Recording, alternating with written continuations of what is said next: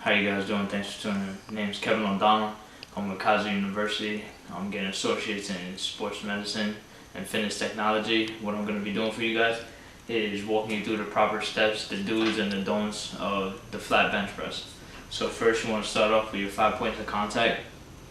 Feet flat on the floor, buttocks flat on the bench, your upper back flat on the bench, and your head, the back of your head to the bench. You want to make sure your hands placement is overhand grip, a little bit more than shoulder width apart, and this is what it's going to look like. So you're going to make sure your body is aligned. You don't want to be off balance. So this bar is a little small, so I'm going to fix my hands on the fly.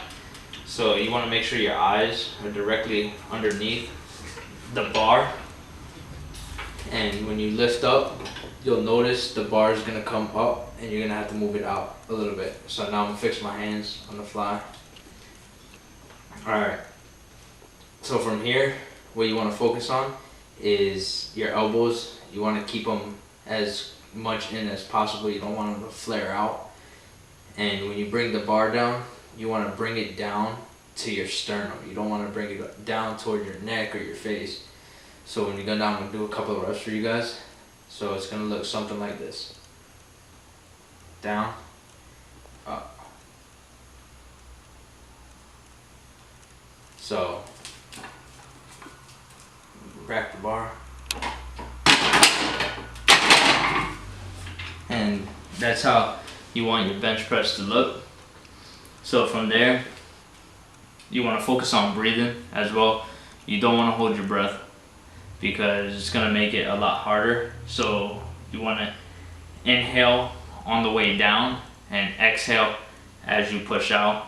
Another thing you want to focus on is not bringing your chest up to the bar. I'm going to walk you guys through some don'ts as well.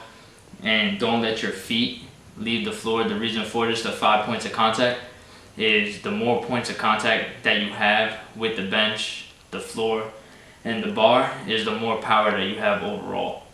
So if you take your feet off, you just lost X amount of power. And if you guys do this at home or at the gym, try it out and you'll realize that the weight just got a lot heavier and it's going to be harder for you to push it up. So what I mean by breathing and not bringing your chest up to the bar, it's going to look like this. I'm going to do it a closer grip so I don't have to move my hands, but you want to keep your feet flat, butt on the bench, lift up, come out, and your breathing is going to look like this.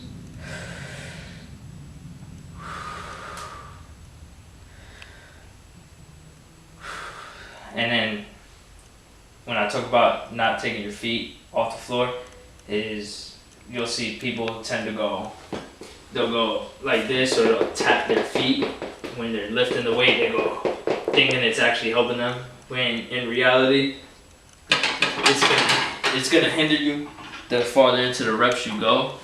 And for the last thing that I'm gonna go over is, let's say you're working out by yourself or you don't have somebody that can spot you because you're lifting a heavier weight. I'm gonna show you guys how to lose the bar without hurting yourself or somebody else. So I'm gonna do it with no weights, so because I don't have clamps on this bench. So let's say you're lifting a weight and you go down, you do a couple of reps, you do like 6 reps, and you can't get the 7th one up. You don't wanna, you'll tend to notice some people, they like to roll the bar down from their chest down to their hips and stand up. I used to do that. The reason you don't want to do it is because the heavier the weight is, when you push it down your ribs, the lower you go on your rib cage, the more likely you're going to break your ribs, because your lower ribs, your floating ribs, they're not as strong as your upper ribs. So what you want to do is kind of tilt the weight to one side. So you'll come up, let's say you do 1, 2, 3, 4, and you get stuck and you start pushing up. Most times people get stuck like right about here. You'll see them, they start lifting up like this. let's say from here you can't lift no more, what you want to do is kind of bring the weight back down towards you, and you want to dip off to one side to where the weight hits the floor, and it'll stay because of the amount of weight you have on it. This bar is going to slide, but it'll stay right here, and you kind of want to scoot yourself out from under it and then put your one hand and stand up like this. And what this is going to help you do is going to be able to, somebody will probably come at this time and you'll be able to get yourself out from underneath the weight, because the last thing you want to do is drop that weight on your neck. And that is how you do a proper bench press. Thanks.